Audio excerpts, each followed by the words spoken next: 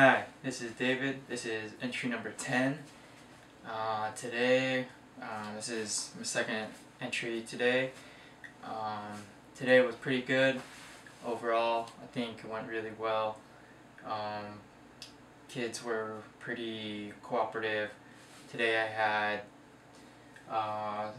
4th, 6th, and 3rd. Everyone did really well. 6th was a little louder than usual, but then the after-school teacher coordinator came in, and she right when she opened the door, they shut up. It was pretty scary.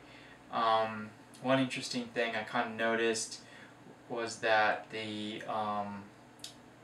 teachers aren't really that afraid to hit the kids, and they're not really hitting them like, I don't think it would ever cause a mark or even redness. It's just like they definitely will come up behind when the kid does something stupid and kind of bop them on the back of the head, like a light swat, like how you swat a fly or something. And then the principal, he started talking to me when I was leaving.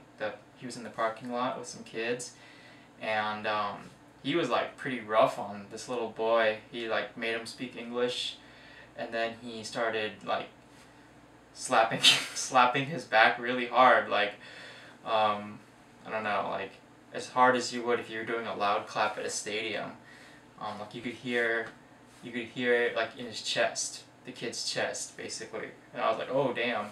And then he tugged on the kid's ear really hard too. And it's just interesting because in America, if a teacher even looks at a kid wrong, you can have instances where parents and parents will sue teachers or schools because of mistreatment or abuse.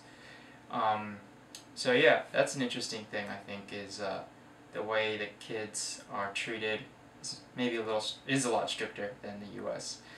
I think things have gotten a little better in terms of my discipline. I know it's still only the second week, but it's really a fine line you have to walk with some of the classes in terms of how much freedom you give them. A lot of times they,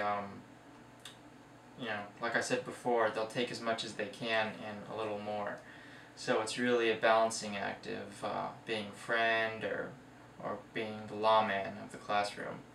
So I think on the whole, though, it's always better to be the lawman than to be the friend, just because you are trying to teach these kids. You're not trying to be buddies with them in the end, or at the end of the day, right?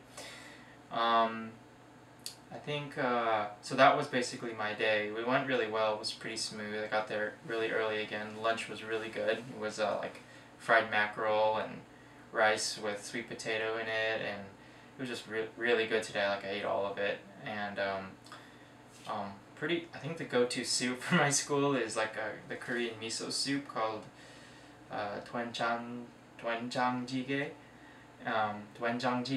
and it's basically like miso soup, Japanese miso soup, but with a little more funk to it. The Korean miso or bean paste, or fermented soybean paste, is always dark. In Japan, you usually have a red, a white, and one more, but I always forget, in between the red and the white, I think. And usually when you order miso soup, or you get it gratis at a restaurant, it's usually white.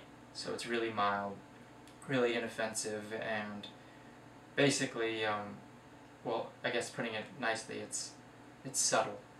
The Korean version is very upfront with the flavor. It's usually has a bit of a sourness to it, and it's dark and very, they leave, the Japanese one, they kind of sieve, I think they sieve the beans so that the skins get left off or break down more, or they crush the skins in. The Korean version, there's usually, you can see little crushed up bits of whole bean with skin on it still. And the soup itself usually has cabbage or sprouts and green onions and stuff in it, so it's a more hearty soup overall. I like it a lot. I'm not complaining, I think it's great. The mackerel is interesting. In Korea, they eat the fish with the bone still in. They don't fillet the fish at all. So it's usually very bony, and you have to eat it a certain way, which I'm still mastering. The kids are like crazy experts at just like picking off bits of food like really fast, or bits of fish. In America, you know, we're used to getting like a forkful of fish at a time, but I think the Korean way is more like getting smaller bites that are like, I don't know, it's hard to do this, but like the size of a dime or a penny, if you know US coins. So yeah, the fish is good though, really good. I'm really happy with the lunches here, and they give me like a lot. I've looked at some of the other teachers' portions, and they usually get like a amount of rice like the size of a racquetball, or like like a little smaller than a tennis ball. But for me, they give me like a huge, a huge ball of rice like the size of a softball.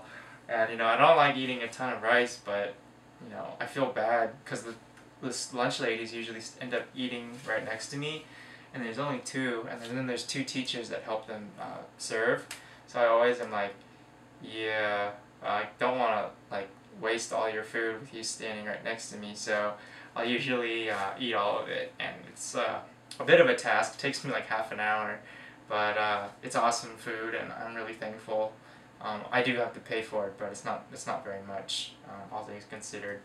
I spend probably almost the same amount. I spend twice as much like every other week as it does for the month of school lunch.